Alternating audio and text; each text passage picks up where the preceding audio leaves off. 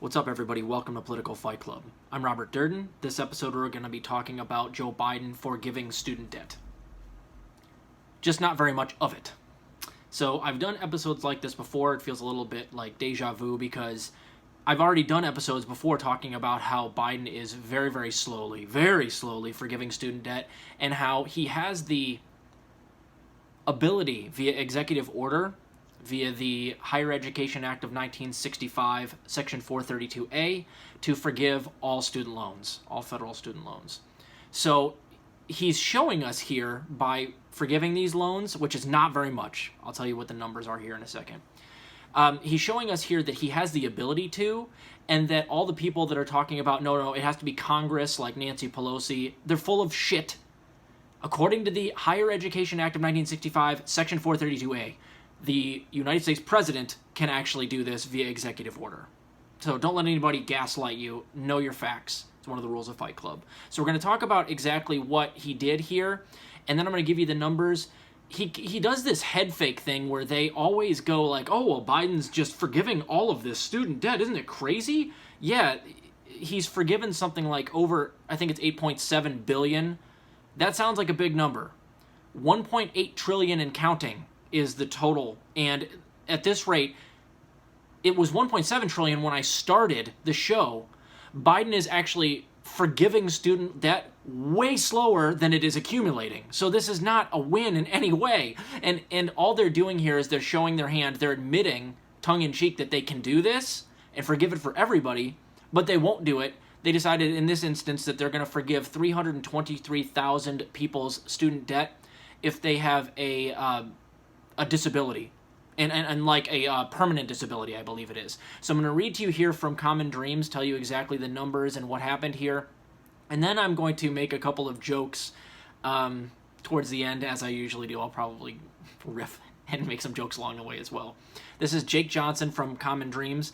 The Biden administration announced on Thursday that it's moving to wipe out $5.8 billion in federal student loan debt held by more than 300,000 people with severe disabilities, a step progressives welcomed, while also demanding that such relief be extended to every borrower in the U.S. In a statement, the Education Department announced a new regulation that will erase student loan debt for 323,000 borrowers who have total and permanent disability. The policy, which is set to take effect next month, will eliminate a rule that requires people with total and permanent disabilities to apply for student loan debt relief. Under the new regulation, eligible relief recipients will be identified through a data matching with the Social Security Administration and will have their student loan debt canceled immediately. Let me go down here. Quote, "This is a huge moment for hundreds of thousands of borrowers with disabilities who can now move on with their lives and won't be trapped in a cycle of debt," Aaron Ament told Associated Press. Lawmakers and activists who have been pressuring Joe Biden to enact far-reaching student debt relief said that the Education Department's Thursday announcement once again demonstrates that the administration has the legal authority to cancel student debt without congressional approval, despite what House Speaker Nancy Pelosi has recently claimed. Quote, "This is an average of $18,000 per borrower," the debt collective said of the Education Department's new regulation. Do lawyers have legal concerns? Nope. Do politicians have political concerns? Nope. So let's do this on an even larger scale. Let's do the rest of the 1.8 trillion. And they tweeted that as well. As the Education Department noted in its statement, the Biden administration has unilaterally discharged a total of $8.7 billion in student loan debt for 455,000 borrowers since taking office in January. Now, remember, guys, let's go through the numbers. Those numbers sound big. But I think there's something like 45 million people that are locked into their student loan debt. And that's mostly millennials, by the way, young people who can't get their lives started because they are literally paying, what they would on a mortgage on their student loans monthly. Now, it's not always that high, but I mean, if you have a student loan payment that's something like $300-400 a month, it makes it very difficult for you to also take on a mortgage, to save up money to buy a house, to start a family. These people are in perpetual debt that enslaves them to their education. I'm one of those people. I have $300,000 in debt for my chiropractic doctorate, and I've never made enough money to ever pay my student loans, and I've never actually made enough money at any of the jobs I've had since graduating 5 years ago to pay the interest that gets accrued on my student loans. So I'm holding out. I'm just not going to pay. I've been a student loan holdout for like a year now, and I'm just, whenever they send me something, I just throw it in the trash. Come get it from my cold, dead fingers. I'm too fucking poor to pay $300,000 back, and even if I had a job that I was working as a chiropractor full time, I would never pay that back. I'll die twice before that happens. I'd have to live to be 150 years old to pay that off. So I'm just not going to do it. I recommend people also don't do it.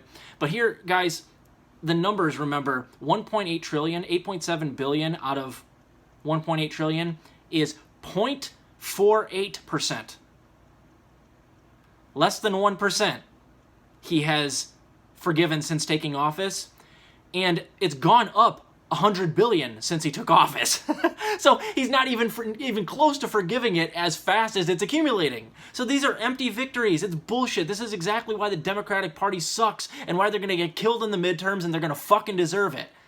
This is ridiculous. So he can absolutely, unilaterally, via executive order, Section 432A, Higher Education Act of 1965, he can forgive all of this stuff. Now, I'm going to make a little bit of a joke here. I often talk with my friends who know that I have all this student loan debt, that it's like even in a mob, if you owe them money, a lot of times what they'll do is they'll like come and just break your legs.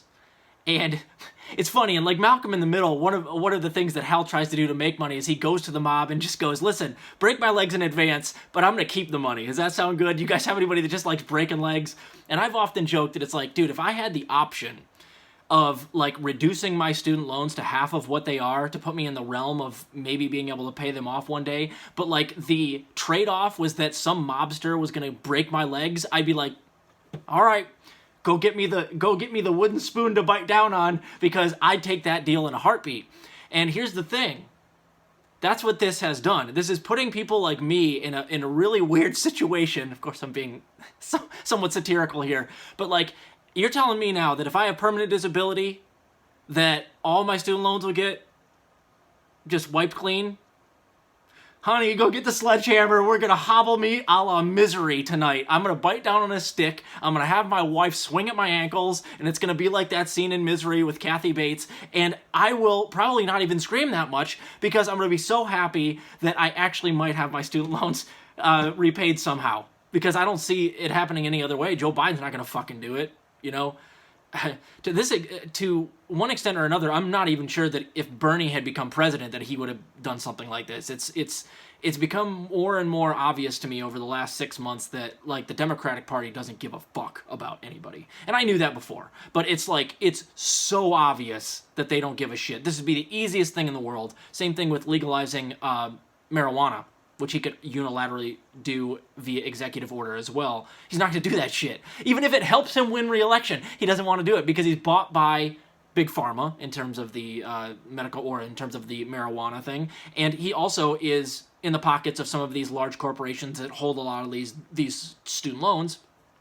And he doesn't want, like for instance, if we federally wipe the slate clean on federal student loans, all of the private student loan corporations would also fold afterwards. They wouldn't be able to hold on to it. The legal battle would be impossible for them to hold on to it once the federal student loans were wiped out. They would eventually also. But they have a vested interest in him not, wiping the slate clean for these people, so they just put him in their pocket, the same way that they do, or the Big Pharma would do to keep marijuana where it is. They have a lot of money they can make off of opioids and painkillers that they produce. They don't want their bottom line to get hit. Chemotherapy is extremely expensive, and a lot of cancers actually respond very, very well to like high dose CBD and THC. Plus, it also helps people that are going through cancer and chemotherapy with nausea, stuff like that, and they make a tremendous amount of money off of other medicines that they give you while you're on chemo, while you're in the hospitals, that medical marijuana and just marijuana in general would make those obsolete. So it's all about profit. It's always about money, always. And Joe Biden is owned by these large lobbying groups. So he'll never do this stuff unless we absolutely make him do it. So he can. The evidence is right here. He can do it. He just won't do it. So I suppose my choice now is Do I want to be burdened with student debt for the rest of my life, or do I want to literally hobble myself with a fucking hammer so that I can get out of this somehow? I'll be permanently disabled. I won't barely be able to walk the rest of my life, but goddamn, I won't have to pay out my student debt anymore, which is insurmountable. And I can't do anything. I'm completely kind of enslaved by it because I can't. If I go out and I get a job right now, they immediately start sending me stuff that says you owe $6,000 a month. That's what my student loan payment is, $6,000 a month. That's from a private, because one of my student loans for grad school is a private loan. Navient holds my private loans. They send me somewhere between like $5,800 and $6,500 a month things, and you know what I do with them? I wipe my ass with them and I throw them away. They can get fucked. I'm never paying back those student loans. There's no way I could, even if I lived 2 or 3 lifetimes. So maybe I don't have any choice but to just, put that wood block between my ankles and have my wife hit my feet with a hammer. We'll just have to see how it goes. So of course I'm just joking, but it's like, it's crazy that that's a situation we're in now, guys, where I'm like, oh, so you're telling me if I really injure myself bad, I will have my student loans forgiven? Put me in a conundrum. Anyway, keep fighting the good fight out there, guys. Remember, 0.48%. Even after this, that's all he's done. 0.48% of all student loans have been forgiven by Joe Biden. That's close to nothing. I'll talk to you guys later.